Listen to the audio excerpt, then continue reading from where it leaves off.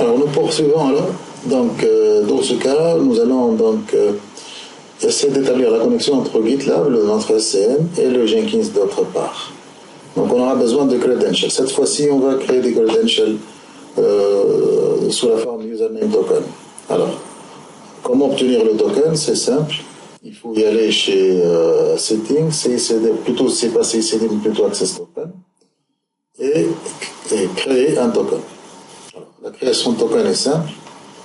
Donner un nom à token, par exemple Jenkins token. Et puis donc, je ne vais pas laisser donc ce token expirer. Pour notre cas, il faut au moins mettre maintainer.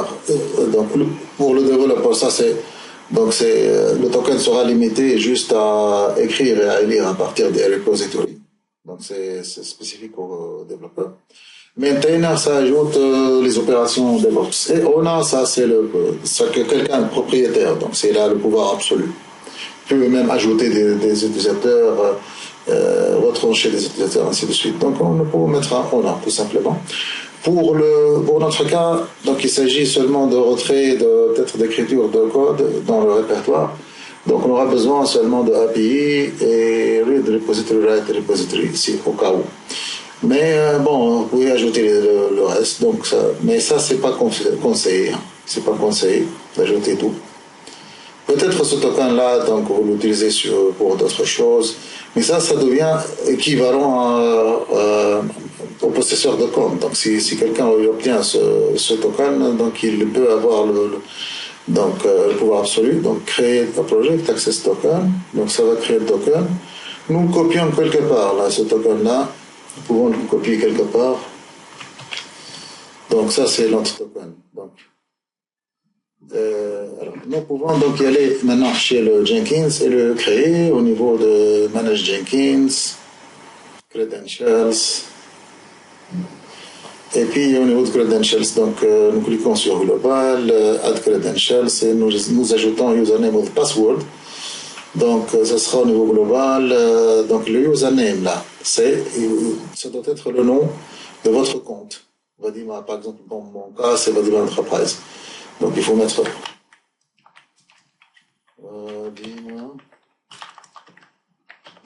Enterprise.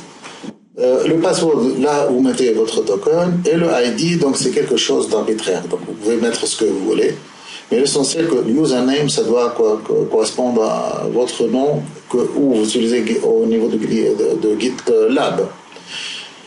Donc, là, c'est juste à titre d'exemple, je vous montre également au niveau de GitHub comment faire au cas où vous avez des projets dans GitHub.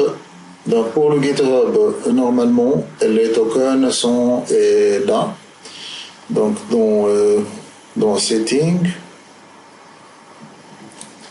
Donc, Setting et en bas, tout en bas, vous avez Developer Setting, je crois. Donc, ça, c'est pour la clé privée publique, non? Et ça, c'est password, non, c'est pas ça. C'est Developer Setting, je crois. Alors, Developer Setting, voilà, absolument, c'est ça. Donc, vous prenez toujours token classique. Donc, ça va générer le token pour vous. Donc, générer un new token, non pas bêta, mais classique. Et voilà, confirme. Donc, ça confirme. Et là, vous tapez par exemple, Jenkins token. Token, voilà, Jenkins token, et puis donc vous donnez les droits nécessaires à votre token, et par la suite vous pouvez aller chez le Jenkins et utiliser bien évidemment le nom de compte de GitHub ainsi que le token. Donc comme vous le remarquez, c'est pareil.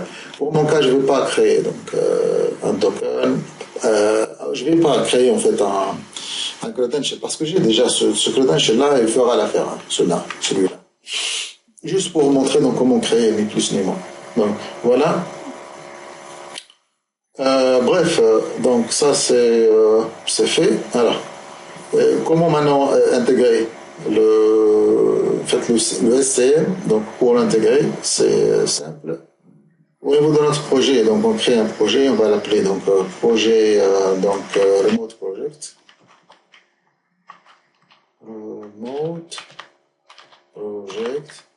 Ça, c'est notre projet. On va le choisir en tant que projet pipeline. On clique OK. Tout en bas, je clique sur pipeline. Je serai directement sur la pipeline. Le pipeline, là, je vais mettre SCM. Chèque SCM. Et à ce niveau-là, donc j'en profite on va dire du pipeline syntax. Allons chez le Git. Il va falloir donc avoir Git là, quelque part. Git, le voilà, donc Git. Alors, le repository URL, étant donné que nous utilisons un token, donc, dans ce cas, nous allons, donc ça c'est secure deploy, operate, je cherche le code, voilà, je vais directement vers repository. Et à ce niveau-là, étant donné que j'utilise un username token, c'est comme le username password, donc les deux utilisent le deuxième lien, ce lien-là. Je le copie, je pars là, et là, donc je dois configurer ça à ce niveau. Ça, c'est le repository URL. La branche, c'est mail. Les credentials, c'est la daemon enterprise, machin. Je génère. Je prends donc ce script, ce bout de script, je le mets là. De cette manière-là, j'intègre déjà mon repo à Jenkins, tout simplement. Nous pouvons d'ailleurs essayer ça. On essaie de faire un build now. Et puis voilà, donc ça marche. Donc, et le code c'est ramené. Alors comment être sûr que le code est ramené? C'est simple, nous allons vers le terminal chez var lib Jenkins workspace. Alors, var Jenkins.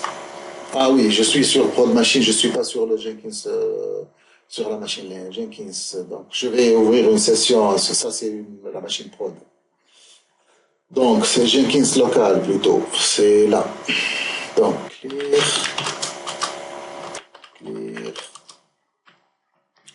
Donc, répétons ça. Donc, cd var lib Jenkins cd workspace.